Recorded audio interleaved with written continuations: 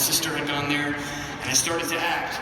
And something changed. I felt myself falling in love for the first time in my life. I was getting inspired in a way I had when I wanted to become an athlete. But this time the inspiration wasn't to be superhuman, but very human indeed. The invincible Messis and LeBrons weren't as interesting to me as the artists who were vulnerable for a living. The Heath Ledgers, the Joaquin Phoenixes.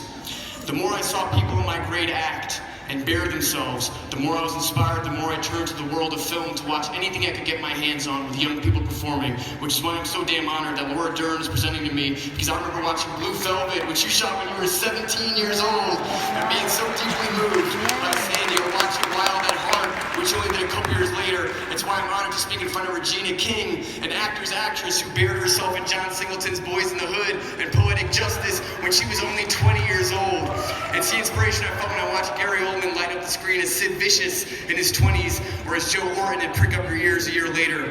It's a feeling I got when I was at the Angelica Theater in 2016. I saw the screen credit directed by Barry Jenkins after seeing Moonlight, and it took me hours to remove the knot from my throat. And it's the feeling I got when I walked around Spike Lee's production office in New York in 2015, because I went to school with Spike's daughter, and I was helping her return some film equipment for a music video shoot.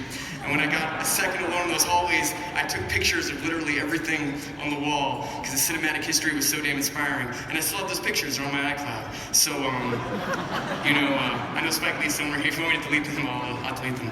But, and lastly, it's why I'm grateful to Nick Sheff for letting me take on his journey, his lifetime with this role, the loving and caring family member he is, but also the very real, messy human who fell and relapsed 13 times over 7 years before finally being sober now for 8 years.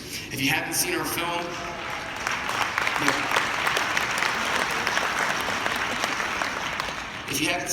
I'm imploring you to see it. And if you don't want to see it, just read Nick's memoir, and I implore you to, because it's a reminder of how messy we can be as people, but how from that adversity we can triumph, we can be better from it.